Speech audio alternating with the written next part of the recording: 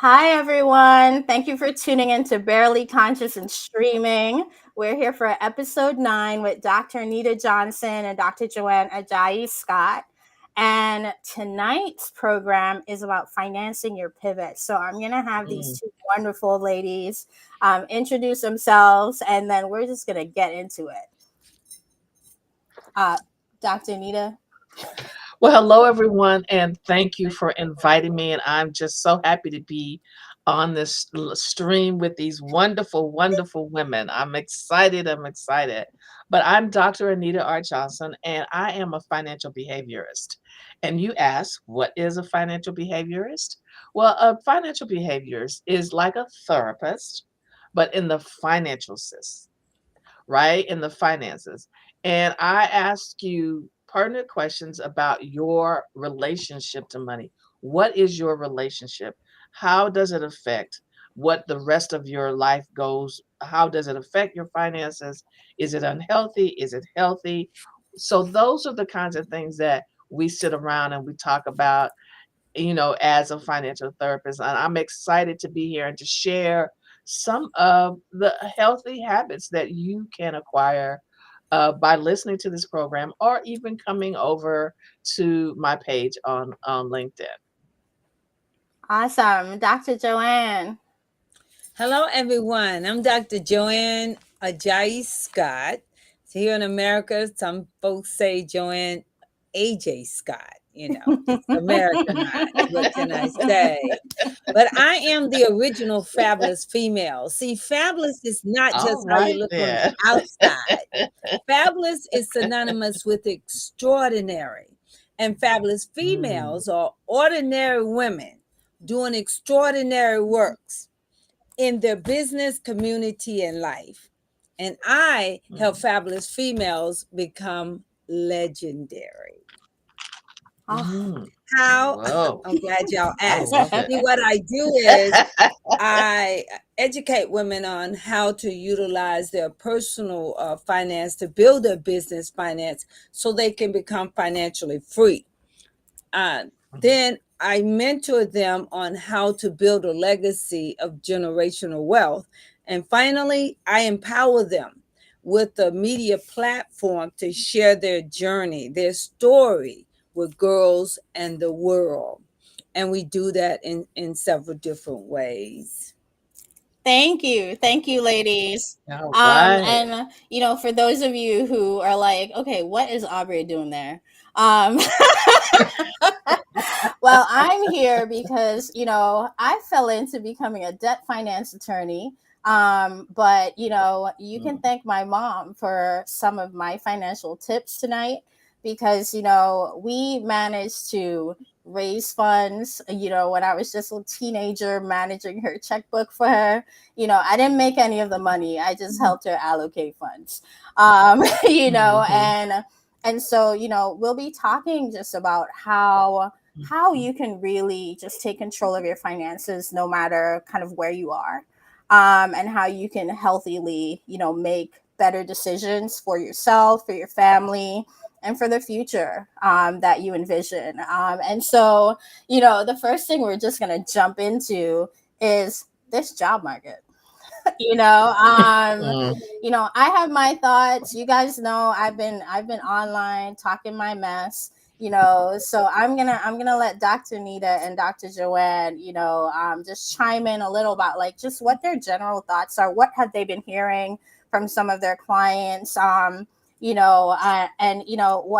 kind of like right off the top of the head, advice or connections are they making when talking to their clients about kind of what's going Mhm. on right now in the job market. Yeah. So, Dr. Joanne, if you want to get Yeah, started. I Yeah. can start out. We already see it's crazy out here. Hmm. Trump is making it even crazier with all these tariffs and trying to Mhm. start unnecessary trade wars with Hmm. countries that we've been in partnership with, forever. You know, all in Mhm. the name of making America great again. Hmm. And what is causing a lot of uncertainty. Several things that are mentioned is the prolonged job search. People are looking and looking, and people more conscientious about whether they're hiring or not because of all the uncertainty. So it's like a catch-22. Can't grow if I don't hire more people to help do the work, and I don't know if I can afford to, those kind of things.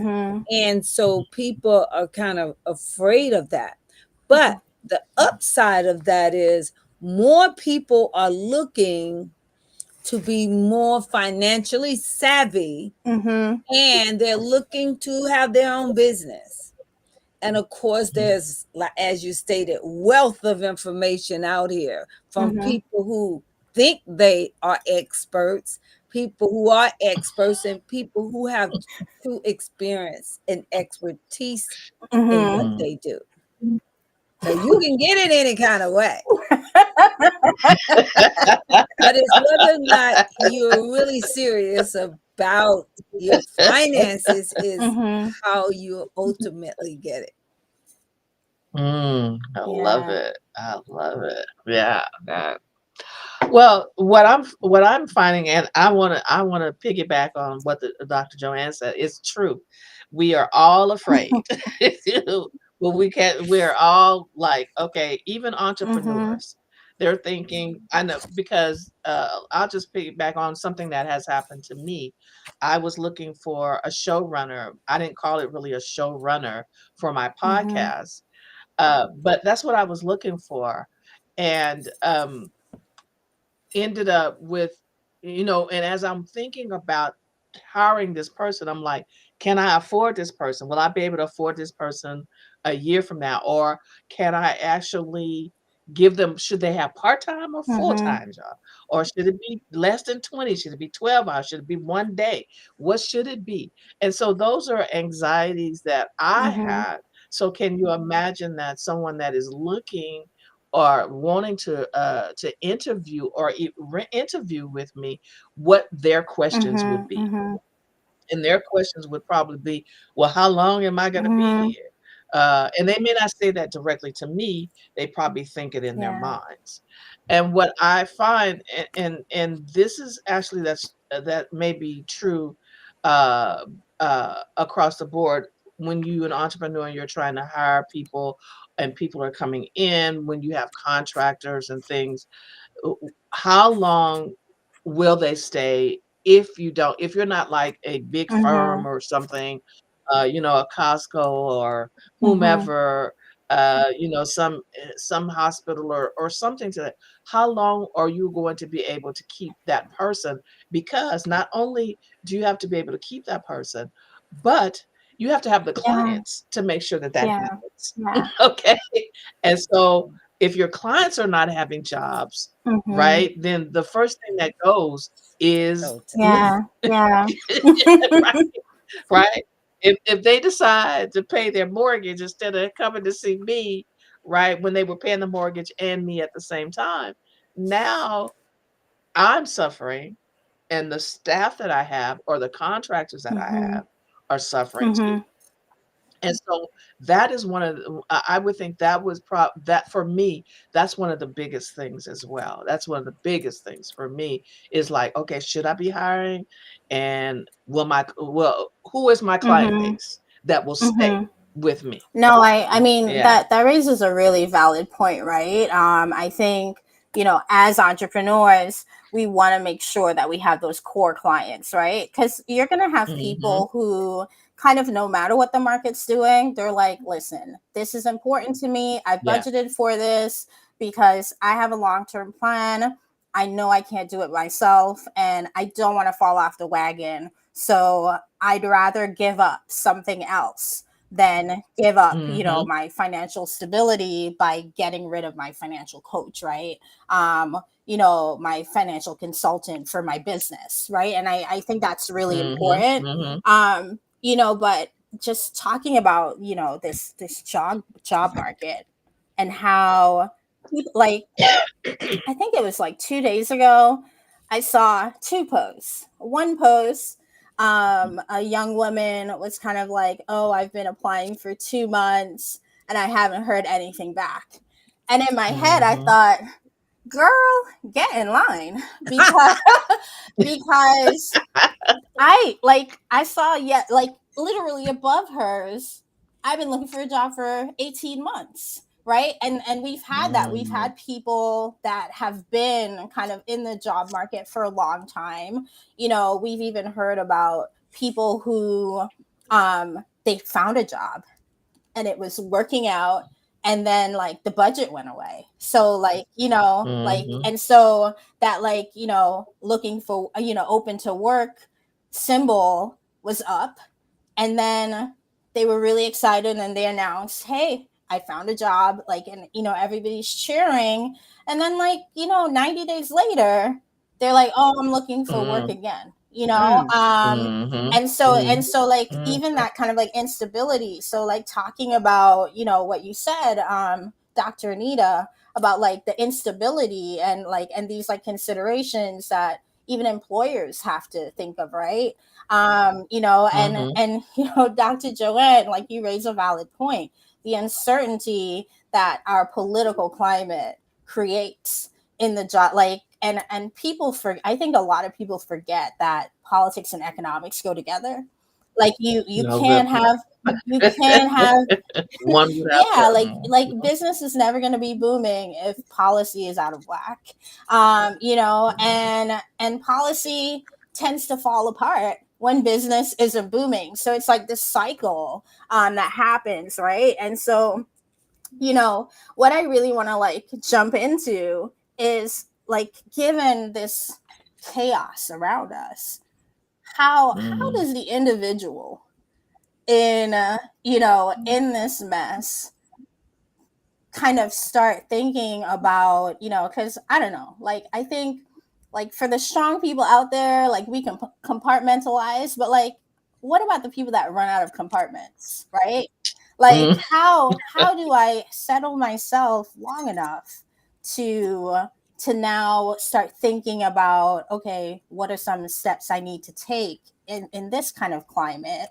And maybe talk about, like, how to do it when you're in a better frame of mind, in a better market, because I feel like sometimes when things are booming, we don't really think about the time, we don't really think about it, right? It's kind of like, oh, the money's coming, right? But when the money's not coming, now we want to learn how to budget and all that. And so maybe start with, how do I stay in that budgeted, an allocation of funding mindset when things are good, so that I could prepare myself for when things, are a bit lopsided like they are right now.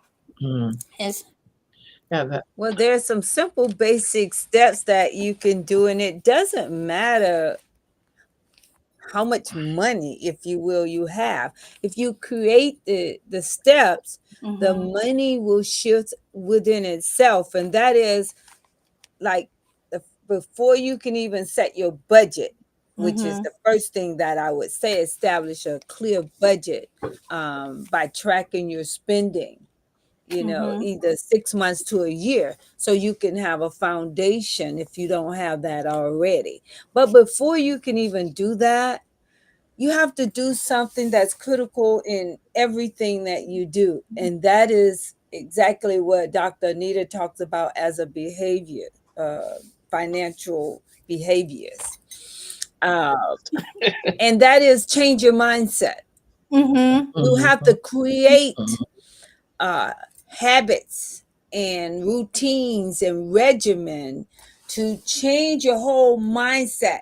And it's not just about wealth, it's about health too, because health is wealth. So you have to get your mind right and create routines, like daily routines, like I'd say money manifestos to help manifest money in my life. I did it. I know it works. And so it's something that I do. You have to create positive quotes and sayings that you do every day to get your mind set in the right place to want to grow and Mhm. Mm, achieve and do better. But after you deal with your mindset, you get your budget established. I probably spent 20, 25 years literally writing down twice a month because I used to get paid twice a month as an Mhm. educator. I would sit down and write, and so I would know where my money went. I would know how much bills I had. I would know how much money's left over once all the bills were paid. I would know that I've set aside for savings, paid tithes, all the things that I set out to do, and it would be written down so I Mhm. can vividly see where my money went. Otherwise, I'd be like, dog, I had this and now, but you have to see it, Mhm. and mm, saving mhm, is so critical. Warren Buffett talks about why it's so important. But having an emergency fund set Mhm. aside is the first type of savings you need that's immediate, where you can go and grab it. Then the other savings is, of course, like long term savings, Mhm. where it's not as accessible, but it is yours. And paying off high interest debt. And the fourth one mm, is to invest for the Mhm. future. If you do those four basic things, but before you do that, work on your mindset, you're taking steps that, because you can't control what's happening out here in the world. Mhm. You can only control what you do, like the serenity prayer teaches us Yeah. Yeah. mhm, clearly. And that's part of my routine too, asking for the serenity to accept the things I cannot change. So little things like that, and having some theme music that you listen to, whether that's Mhm. gospel or, like one of my favorites right now is Mary J. Blige, Work That, because Mhm. it seems to speak to me. mm, So I'm like, yeah, I like this. So it's some, you find little things. That's what I would say. In the midst of all this craziness, how can you Mhm. still succeed? Those are the four basic things you can do. mm. No, that's good. Wow. That's good stuff. And so Dr. Anita, Great. anything to add to? Well, oh, I'm always like, let's start with your Mhm. habits, your habits. And when clients, the one of the first things, and this is what I've done for myself too as well, is one of the first things when people come to me and they want to, like, okay, so help me with my spreadsheet, help me with my budget, help me with this, help me with that. And so I kind of back them up and say, hey, look, let's look at your mindset when it comes to Mhm. money, because you already know how to create a spreadsheet. You've already done Mhm. it. Mhm. You've already created. The thing is, why aren't you following it? Right? Why aren't you following the goals that you have set forth to doing it? And it's not that I don't, if they have a certain amount of goals, yes, I help them achieve, or I help them show them to the person that can help them with their goals, whatever that Mhm. might be. But first of all, I talk to them about their mindset, and I talk about how, what is it? Is it fear and anxiety? What is it? And where did you get that anxiety and fear from? Mhm. Right? So we go through something called a financial DNA. And the financial DNA is like, so how were you raised? Was there conversations around money as a child? If there were not, did you we probably all heard, I don't have money for that. Okay, so we not so we're not getting that Mhm. today. So if you hear that enough, you'll bring that to your adult Mhm. life. Okay. So one of the things is, that's the very first thing that we talk about. And that's usually around, if we're doing a one-on-one, that's usually around the third session that I have with people, is they finally used to be like, oh, I got that from my mother. I got that from my father. I got that from the church. I got that from Mhm. this. And then we can go forward. And the other thing is, for instance, we talk about financial spending plan and Mm-hmm. tracking. So that's one of the things. We don't say budget, we say financial spending plan. How that to me, that's a more positive kind of word. And we create an Mm-hmm. affirmation. Everybody creates an affirmation. I have them tell me 3 words that describes their relationship, whether it be negative, positive, or whatever it is for them.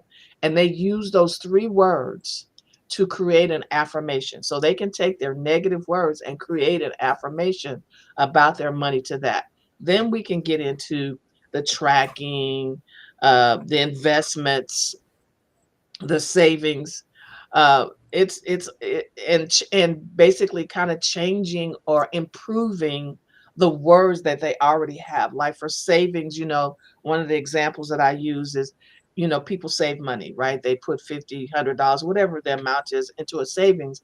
But before they get paid again, right? They are dipping into that savings. So why don't we say it's still going to be a savings and an emergency fund, but why don't we say this is an investment? It doesn't have to be the stock market. It doesn't have to, this is an investment in your emergency Mm-hmm. fund.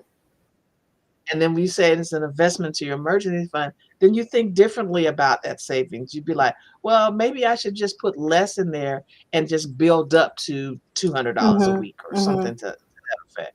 So those are the kinds of things that I actually kind of work with clients and people as I'm talking to them, whether I'm talking to a client one-on-one or whether I'm talking in a speaking engagement or we have the podcast or whatever. So we talk to them about Mm-hmm. that. No, I mean, what I'm hearing is one, you have to get your mind right. And two, you need a realistic plan in place based on where you are, Mm, right? yes, yes. Mhm, So kind of like breaking it down and then, like these 4 core things, like, get your mind right, figure out like what your savings plan is.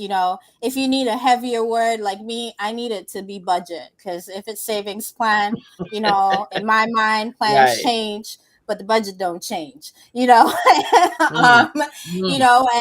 I you guess know so, yeah. and Yeah, that makes sense, yeah. but that's Uh-huh. just me finding a loophole, for those people who find loopholes in words, to try to encourage them to do better things. If you need a tough word to stay on track, you label it with that word. Use it, yeah. Mhm, And so, mhm. what I really wanted to talk about is, like, I remember, I mean, my mom gave me access to her checking account when I was like 13 years old.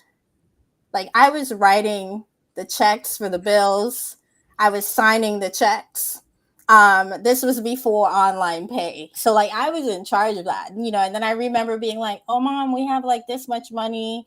Um, I see, like, we got this like pamphlet about mutual funds. I think we should do it." And like, I'm giving my mother financial advice as like a 13-year-old, and she's like, "Oh, yeah, that sounds good. I'll talk to the banker about it." And so, like, and so 13, 14, 15, 16, we end up building like a crazy nest egg. Um, you know, and Mhm, something mhm. I wasn't the kid who I didn't want a lot of stuff as a kid, but like I always had like one or two really big things I wanted every year. And so how I Mm. kept my mom on track for the big thing, because I wanted the big yes. Like, when I always knew something big was coming.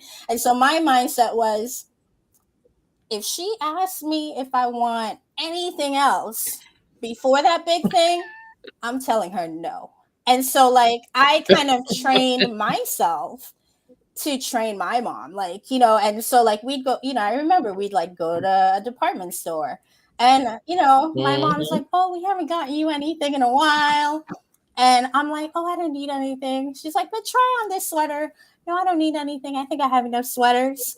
So, like, not like not a typical, 'Cause you wanted that big but thing. that's because in the back of my mind, I know I wanted to pay for soccer camp, and I don't want to hear it when I tell her, like, "Hey, mom, I want to go to soccer camp." I wanted to just be like, "Okay, whatever it is, write the check, do what you got to do, you know, like, and Mhm. so, but like Mhm. that ended up like, we just built this trust with money very early. Mhm. And then like it made me a lot more responsible. Like it's funny because I thought I was working my mom, but I was really working myself into better habits so that when I was like now as an adult, I'm like, okay, do you really need that? Like, you know, like I'm, you know, there's Mhm. always like I always tell people there's always a bigger thing that I want, you know, and so for me, you know, my advice is you have to like decide what's more important to you,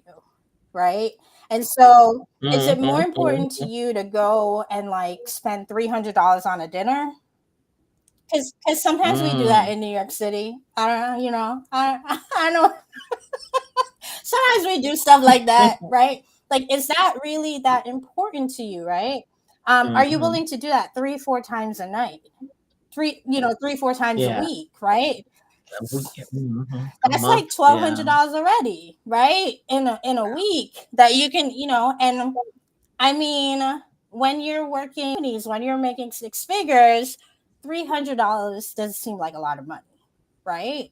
But when Mm. you get your pink slip, now you have all this shame for all the $300 dinners that you had. And now Mhm. you're looking at your savings because you didn't expect a pink slip. So you didn't prepare Mhm. because I mean, why am I preparing if Mhm. my job's dropping twice a month? They're dropping, you know, 15 to 20K in my bank account. I need to save for what? I need to save money, right? You know, but like to me, that's when Mhm. you need to Mhm. save, you know. And so, and you know, and I share that because I feel like it's like so real, like you know, like Yeah. here we have the theory, but like kind of breaking it down, like listen, like you might, you know, I know people get mad when people are like, oh, don't have a Starbucks every day, right? Oh God. People get really mad when you say that, but if I get my drink from Starbucks, that's $10 a day. That's seven Yeah. that's seventy Yeah. dollars a week. Like if I really get what I want, that's right. That's $70 a week, you know, and you know that's $280 a month. Mm. Yeah. Coffee. And you know you're not just Yeah. and Also coffee. you know you're not Exactly. just getting the Exactly. coffee, you know. Yeah. You getting a muffin and all that You other stuff. know, Yeah. Yeah. Yeah. Yeah. you even getting the $3 water too, right? And so like it's really easy, right? You know, and so like sometimes like I've given people money advice where I'm like, if you really want that, like you just need to cut back on X. And people get really upset about that because they're kind of like, why should I Mhm. have to Mhm. cut back? And it's like, well, do you want it? Like, do you, you Right. know, like, Right. like, do I Right. need a new outfit every week? For what? Like how, you know, my mom always says, how many pairs of shoes can you wear at the same time? You know, right? And so that for me, that's the practical advice, right? Like you have to, Mhm. you know, and Mhm. it goes back to the mindset, right? You know, reminding yourself like, hey, like what are my ultimate goals? And like and if you're Mhm. struggling to stick to the plan, like if you're struggling to keep the promises you make to yourself, then you definitely Mhm. need a partner, right? You need a Mhm. financial partner to help you get over Yeah. that hump, you know, to a Mhm. place where you're like, you know, it's kind of like think about my soccer coach, like I needed my soccer coach when I was learning a new trick, right? But once I got better at it, now I could like, you know, as co-captain of my soccer team, I could now like teach other people the trick, right? But I can't Mhm. get there. Like if I'm starting out and I'm like, oh, I don't really know, I'm confused. That's why we need financial partners, right? And so, you know, you ladies didn't add that, but I think you have to add that to the list. Like if you can't, like Mhm. if this is something you can't sort out on your own, and like that means you just have to be honest with yourself, right? Like you can lie to everybody, but like in the end, you know the truth about where you are, and so getting the help that you need, I think, is really important. And Um, that's one of our Mhm. biggest struggles, yeah. as a people, our Mm-hmm. finances, because we were never taught. I mean, all other races of people, they teach their children from as soon as they can understand Mm-hmm. what their roles are, how they make money, how to work together in the community, how to put bring everything together to fund whatever they need to do. That's where all those susus and Mm-hmm. everything came from. Uh, Different cultures Mm-hmm. coming together as a community to put funds together to help each Mhm. other. But now communities look different in our community, but in Mm-hmm. theirs it still looks the same. And so Yeah. we have to establish our own legacies now. Mm-hmm. Mm-hmm. That's where we are now. We need to establish our Mhm. own. No, Mhm. I completely agree, Mhm. Dr. JoAnn. And so, I want to kind of like segue into like how does an entrepreneur kind of manage, you know, the financial health of their business while also managing their personal financial health, you know? Mhm. Well, you have Um, to put first things first. You have to put living first and make Mhm. sure that's taken care of. Mhm. Then the the most important thing you can do, as you stated, is to invest in yourself. If you mhm, know this is a struggle, you have nobody in your life that can actually teach you how to do this, because nobody that you know knows how to do this. It's kind of, facts. so then you need to Yeah. be Congratulations, Dr. Joanne. I love that. Woo, that's me every morning my feet hit the floor. right. You got to get someone to help you with it. We have to be honest with ourselves. You Mhm, know, Mm, um, if you've been going in circles for many years trying to figure this thing out and you haven't figured it out, that means you need someone to help you. And with mm, the mm, as a small business owner, the most important thing you can do is make sure that your business structure is correct, mhm, mm, that you have mhm, things in place legally and financially structured so that you can focus in on optimizing your cash, figuring out what to keep, what to get rid of. You have to reassess mm, if you have your pricing, mhm, see what your market is, make sure you're focused in on the right targeted audience for the price structure that you do have.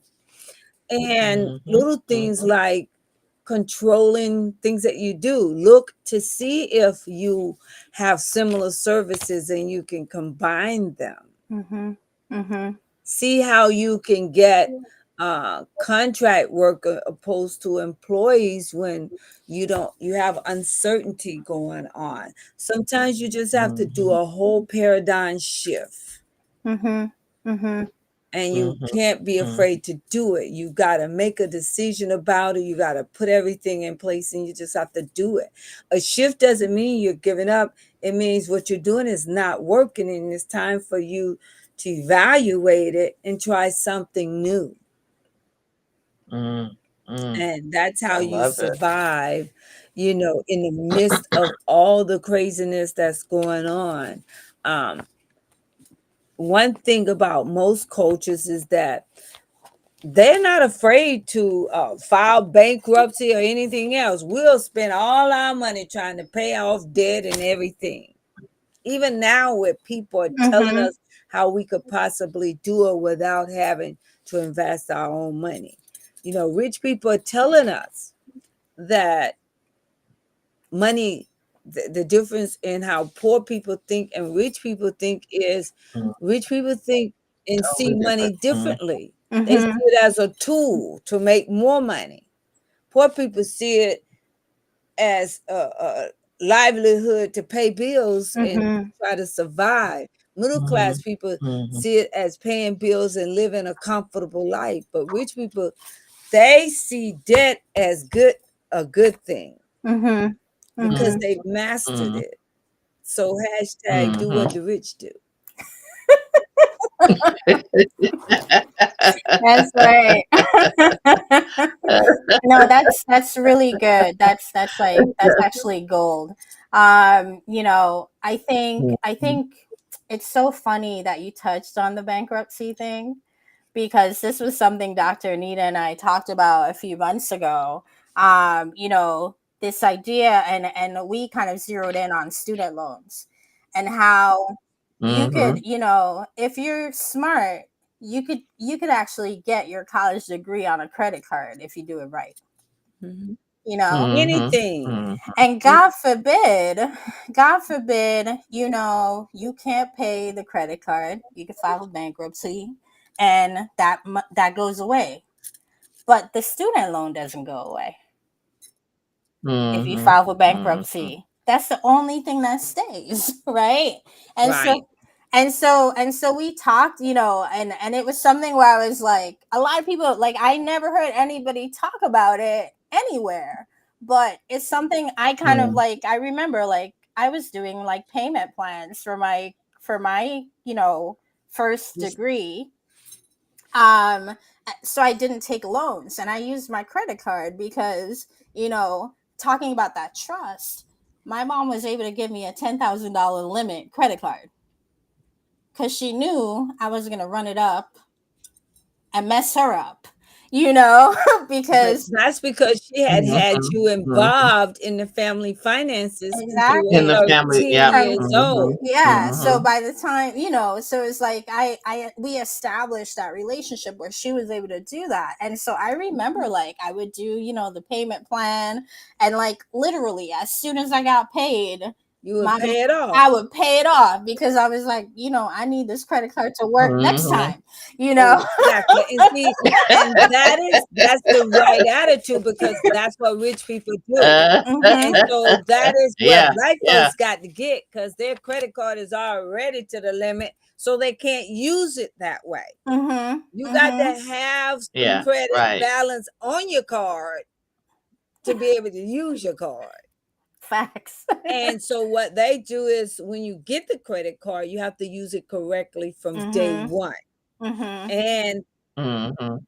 that's what Mhm. I like about my business credit cards and my business gas card Mhm. is I have to pay it at the end of each month. I Yeah. know that. So the mindset is okay, what, and that's the way American Express used to be too. Mhm. And so Mhm. they got a Mhm. certain clientele with that expectation. Mhm. So I Mhm. Mhm. think if we Mhm. have you say, hey, well, I'm going to be the American Express or the credit card, I'm going to pay mine off at the end of each month, Mhm. then you will be using the money that for instance, whether it goes to your business account because it's from your business or it Mhm. comes from your personal account because it's a job you did and you put it in your business account, Yeah. it doesn't matter. The point is you with the credit card, using credit cards, and why rich people say they don't use debit cards is because there's so many more benefits to using a credit card. Mhm. It's called OPM. You're using other people's money, Yeah. number The people one. know. And that's Mhm. what I have always loved. I used banks' money. I would use their money for 30 days. I would get $700 and oh, I Mhm. went in that hole. Oh my God. So now I got $700 of their money and Mhm. I only paid them $30 to get that Mhm. 700. So I mean, I was doing Mhm. that like Mhm. way back in the Yeah. day. Yeah. I had a floating $700. It was like they were giving me a loan Mhm. Mhm. Mhm. if I needed it for some emergency or Mhm. something for my Mhm. kids when they were young. So what I did was I learned the banking system.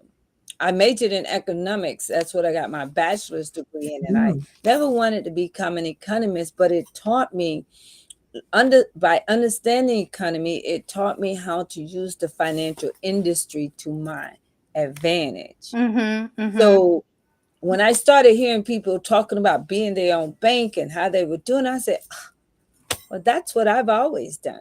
I Mhm. never Mhm. went to the bank to Mhm, borrow mhm, money. mhm, When I saw mhm, that they weren't giving black folks money no matter what we did, I just and I discovered that I could borrow against my insurance policies, my annuities, and all that. Mhm.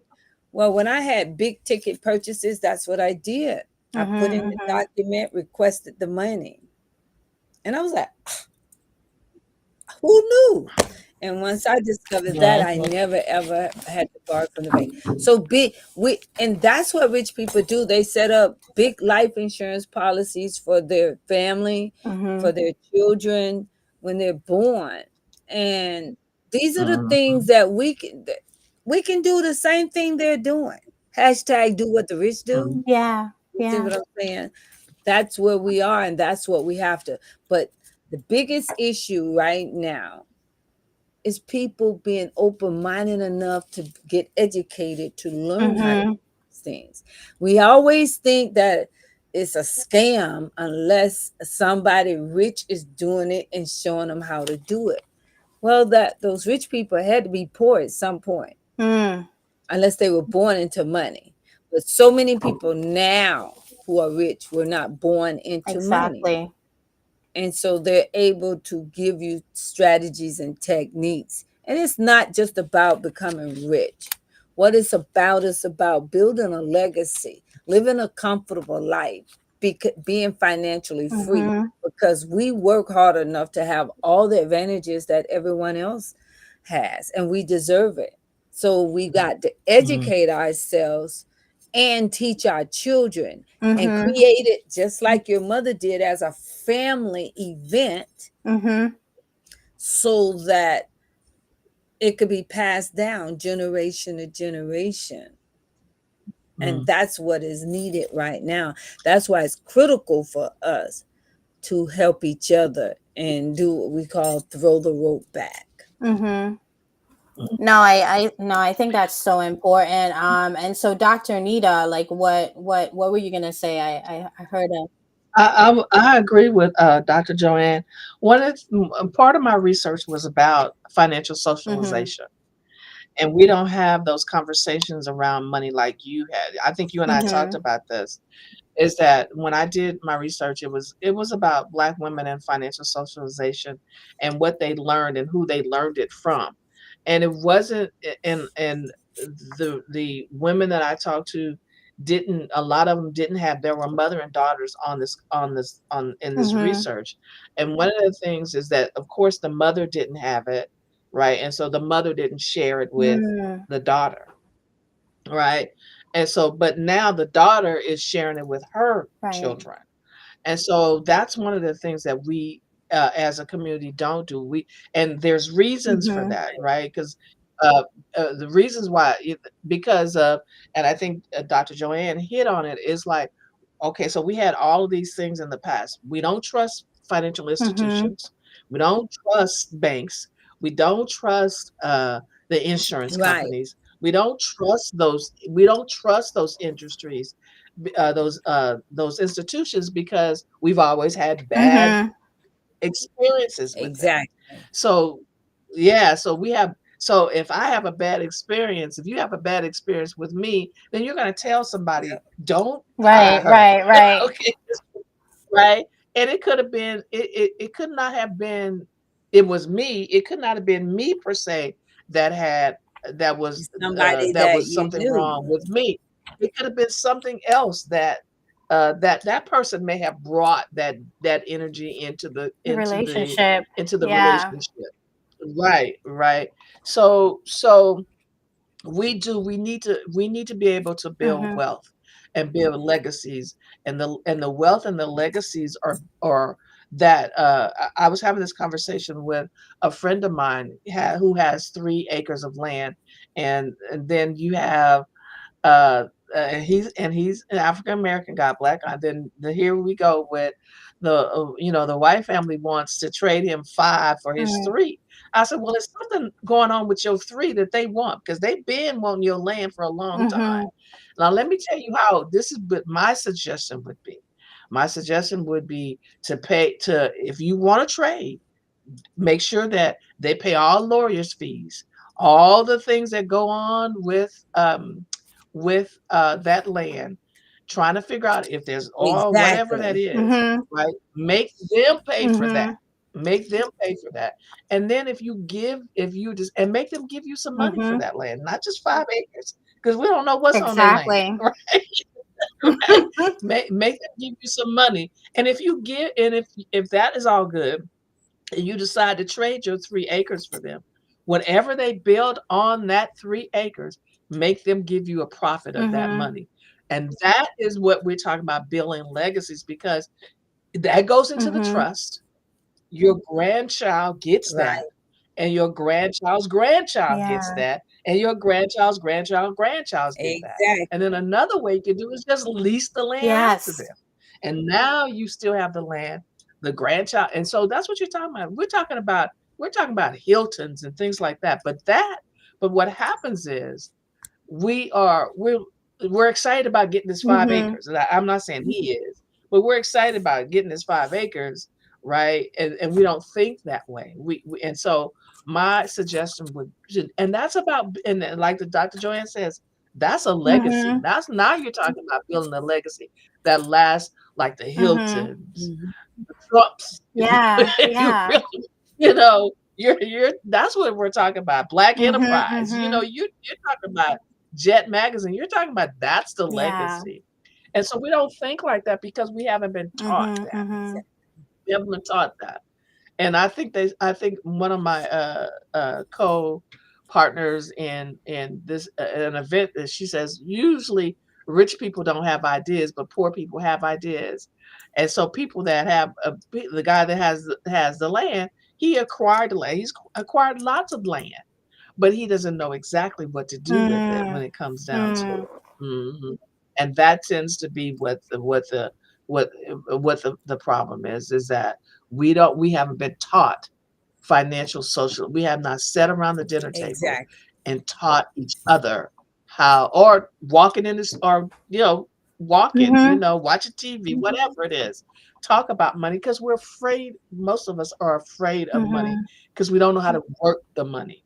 We don't know how to work the money. Money is definitely a tool, Mhm.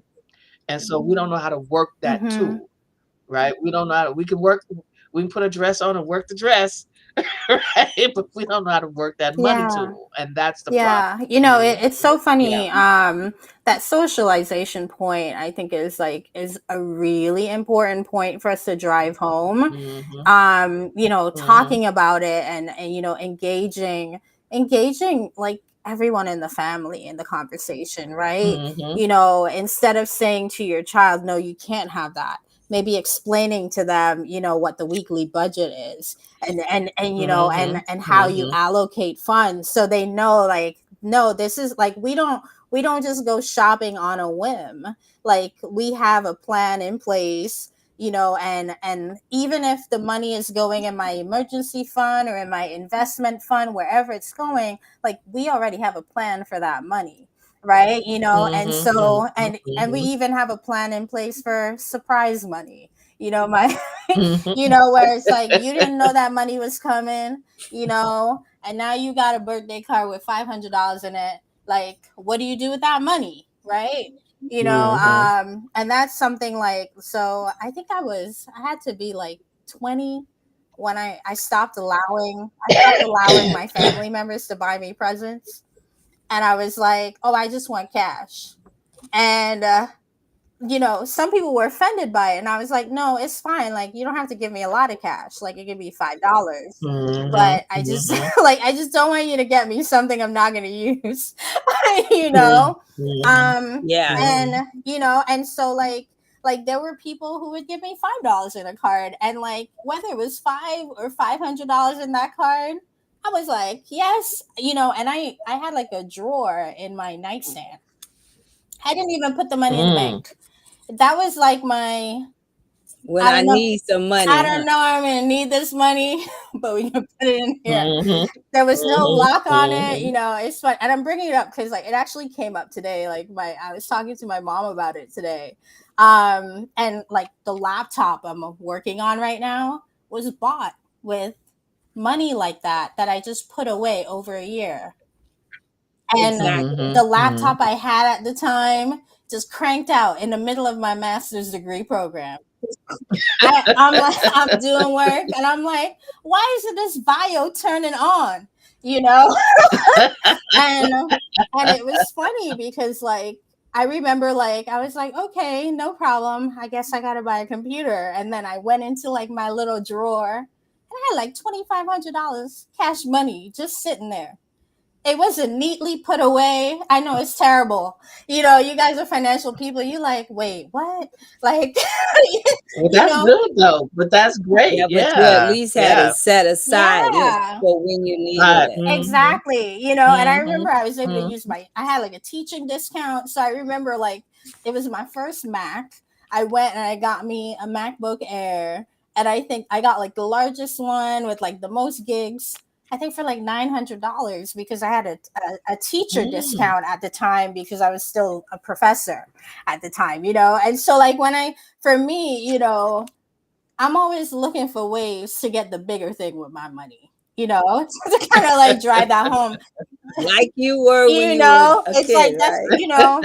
it's like if I'm thinking I want to go on vacation, in my mind, any money that's being spent that's not to worth that vacation can't be spent. Mm-hmm. Any play money, because in my mind, I want to go on this trip. I want to enjoy it. I don't want to be trying to figure out how to get through Nice.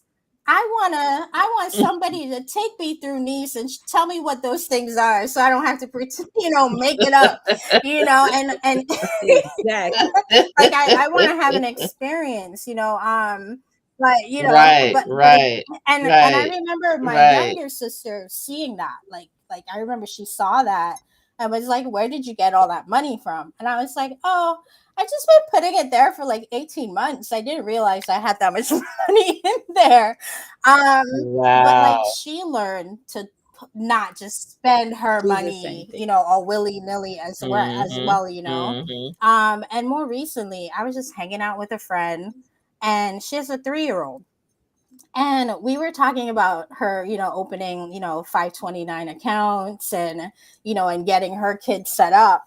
And the 3-year-old, who normally he's like Jack Jack from The Incredibles.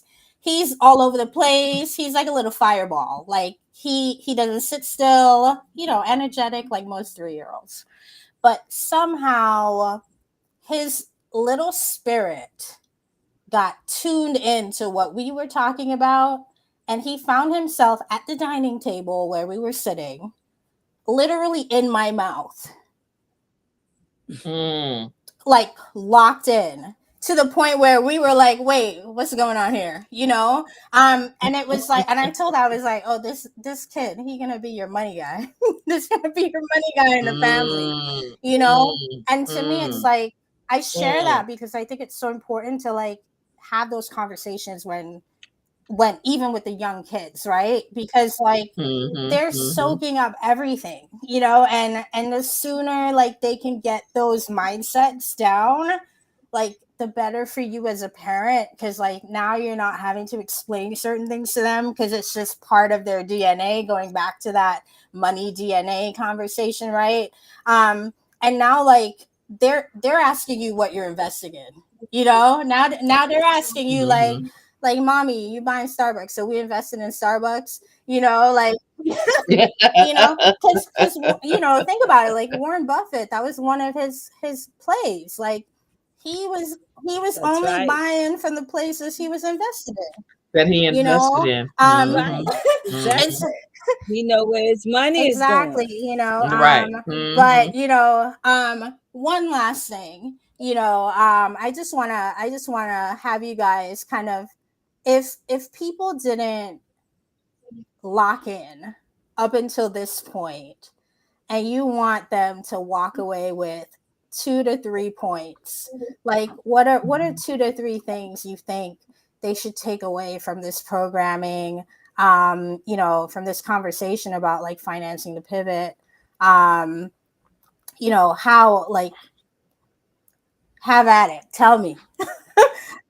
Well, I I would say if someone is serious about financially pivoting, then they have to be serious about investing in themselves to get to that point. Mhm. Because, as stated before, you've already tried to do it yourself, Mhm. and here we Mhm. are. Mhm. So if you're truly serious, then you would get with someone that you resonate with, that you know, that you've seen their work, the efforts, the opportunities, you've gotten referrals or whatever. Get them to help you. Because one thing about money is the value of it does not go up unless you have it working Mhm. for you. Mhm. And Mhm. that's what it's designed to do, work for you. And you haven't learned how to do that Mhm. yet. I have a book called Wake Up Fabulous Females and Walk in Mhm. Your Fabulosity. And it gives 10 strategies and it takes you through 10 strategies to get on track. I have a program where you can get help in actually creating a strategic roadmap and put a plan together for each month to focus in on specific strategies to a specific strategy. So the desire is, if you're truly serious about a financial pivot, you have to first start with your mind and make a conscious decision that is something you want to do. You have to be open Mhm. to make it happen, and then you have to be willing to invest in yourself to take it to the next Mhm. level. Yeah, Mhm. yeah, no, that's good. That's really good stuff. That's And I we're gonna, love it. anything that they plugged, we're gonna put the links to stuff in the event channel so that you'll be able to access it readily. Dr. Anita, what are your 3 points? I would probably say the first one is to know that you need the Mm-hmm. help, right? Know that you need help. Come to the realization. Yes, I had this spreadsheet. Yes, I've been doing, but for some reason I cannot get over the Mm-hmm. hump. That's when you need, like Dr. JoAnn says, you need someone to help you. Hire you someone. If you can't afford to hire someone, so to speak, maybe there's a lot of free or no cost or low cost um, uh, programs out, but know that those programs get you to a certain point, and then you're going to have to move beyond that point. Depends on what you want. For instance, if I want to buy a building, hint, hint, um, right, I'm going to need to hire a real estate Mm-hmm. agent that's in commercial building. I cannot I cannot depend on my mindset Mm-hmm. to do Mm-hmm. that, right? And that real estate agent or the broker or whomever is going to have to help me walk through the steps to do Mm-hmm. that. So that would be the first thing, and to is to know that you need that help and to get past that ego Mm-hmm. that tells you that you can do this on your own. You can't do this on your own. You cannot do something on your own. I would say the next one is to just be honest and be realistic Mm-hmm. about your money situation. One of the things is people come in and they want to pay off $10,000 worth of debt. They want to buy a house. They want to do this. And I'm like, you can't do all of that at one time, right? So let's Mm-hmm. realistically decide what you realistically, right? And when you see it realistically, you see the numbers realistically, right? This is getting a habit. The habit is we're tracking. Mm-hmm. We are actually tracking and we're actually creating a healthy Yeah. habit, right? And we're improving our mindset. So all of this is still improving the Mm-hmm. mindset, Mm-hmm. still doing that. And the last one is to celebrate. Celebrate your endeavors. If you reach one or two, when you ever reach one, two, three of your goals, even the first one, celebrate. Now, does not mean that you celebrate and go buy something and you buy something else, and there you are again, back on the whole credit card thing, right? But pay it off. But that doesn't mean that. That means you celebrate with something that is dear to your Mm-hmm. heart. And maybe it is a vacation, who knows? but put that your um in your bucket Mm-hmm. list of what, if I do this, like for instance, I had for myself, if I get so many people on to start following me on YouTube, then I'm going to do this XYZ thing, Mm-hmm. Mm-hmm. right? So I'm going to hurry, I'm going to try to get these people because I got a goal, I got a Mm-hmm. thing. So so that's a celebration for Yeah. me. So that's a celebration. So celebrate your accomplishments. Celebrate figuring out what your financial DNA is.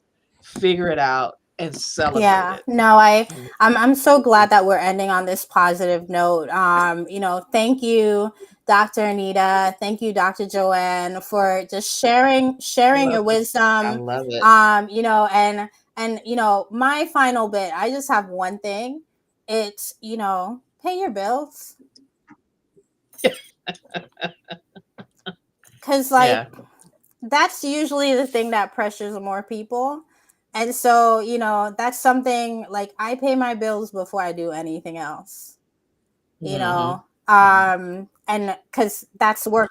'Cause they have to get paid whether they're on time or Yeah, late, they and have to and get there paid. it's just not worth it. So like pay your bills, and that will definitely take the stress off. But if you need Hmm. advice, Hmm. you have two amazing experts, real experts, you have like a whole economist over here. You have a whole, social behaviorist over here, right? And both of them, they've been doing it for a long time. I mean, you could come to me, but I'm just gonna refer you to them. So, now you don't have to come to me anymore. You can reach out to them. But we'll definitely, drop any links in the event, area, so you can get those additional resources. But thank you so much, ladies, for your time. You have a blessed night, everyone. And tune in next week because we are talking about finessing the market next week. So that's gonna be Oh, fun. wow. That's a good one.